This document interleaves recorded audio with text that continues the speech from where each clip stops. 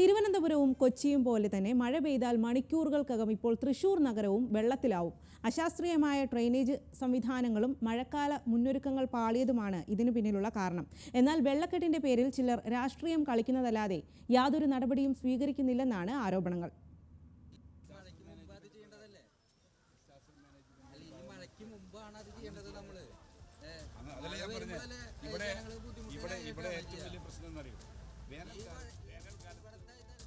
ഒരു മഴ പെയ്താൽ റോഡുകൾ തോടുകളാകും. കുണ്ടും കുഴിയും ഗതാഗതക്കുരുക്കും കൂടിയാകുമ്പോൾ തൃശൂർ നഗരത്തിലൂടെ എങ്ങും സഞ്ചരിക്കാനാകാത്ത അവസ്ഥ. കാലവർഷം ആരംഭിച്ച് ചുരുങ്ങിയ ദിവസങ്ങൾക്കുള്ളിൽ ഇത് മൂന്നാം തവണയാണ് ജനങ്ങൾ ഈ ദുരിതം പേറുന്നത്. കോർപ്പറേഷൻ ഭരണസമിതിയുടെയും മേയറുടെയും അനാസ്ഥയാണ് വെള്ളക്കെട്ടിന്റെ പ്രധാന കാരണമായി പ്രതിപക്ഷത്തിന്റെ ആരോപണം. മെയ് മാസത്തിൽ മഴ വന്നാൽ ആ മഴ വരുമെന്ന് മനസ്സിലാക്കിക്കൊണ്ട് തന്നെ മഴക്കാലത്തിന് മുമ്പ് തന്നെ നമ്മൾ കാനുകളിലെ മണ്ണ് നീക്കി, റോഡ് സൈഡിലെ പുല്ലൊക്കെ വെട്ടി, തോടുകളിലെ മണ്ണും പായലും കുളവാടിയൊക്കെ നീക്കി തടസ്സങ്ങളില്ലാത്ത രീതിയിൽ മുന്നോട്ട് പോകണമെന്നുള്ളൊരു മുന്നറിയിപ്പ് രേഖാപ്രകാരം മേയർക്കും ഭരണസമിതിക്കും നമ്മൾ നൽകിയിരുന്നു. പക്ഷെ അവരത് ഗൗരവമായി കണ്ടില്ല. നഗരത്തിൽ അപ്രതീക്ഷിതമായി ഉണ്ടാകുന്ന വെള്ളക്കെട്ടിന് കാരണം മഴക്കാല മുന്നൊരുക്കങ്ങൾ പാളിയതും ഡ്രൈനേജുകളുടെ അശാസ്ത്രീയമായ നിർമ്മാണവുമാണ്.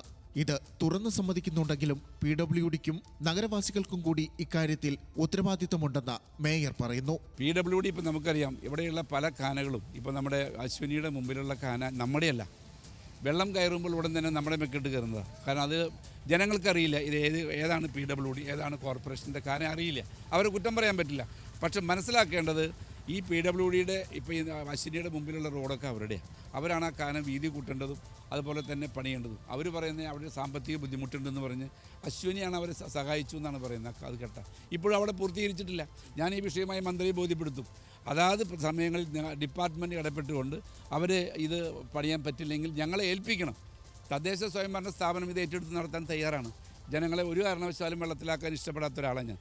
പക്ഷേ അതിനുവേണ്ടി അംഗീകാരം, സർക്കാരിൻ്റെ അംഗീകാരം നമുക്ക് വേണം. മഴ പെയ്താൽ മണിക്കൂറുകൾക്കകം നഗരത്തിന്റെ ഭൂരിഭാഗം സ്ഥലങ്ങളിലും വെള്ളം കയറും. ശമിച്ചാൽ മിനിറ്റുകൾ കൊണ്ട് വെള്ളം ഇറങ്ങിപ്പോവുകയും ചെയ്യും. പക്ഷേ ഈ സമയത്തിനിടയിൽ പതിനായിരക്കണക്കിന് ജനങ്ങളാണ് വലയുന്നത്. കോടിക്കണക്കിന് രൂപയുടെ നാശനഷ്ടം വേറെയും. വിഷയം രാഷ്ട്രീയ തർക്കങ്ങൾക്ക് കൂടി കാരണമായതോടെ അക്ഷരാർത്ഥത്തിൽ മഴ തൃശൂരിൽ വില്ലനാവുകയാണ്. ന്യൂസ് മലയാളം, തൃശൂർ.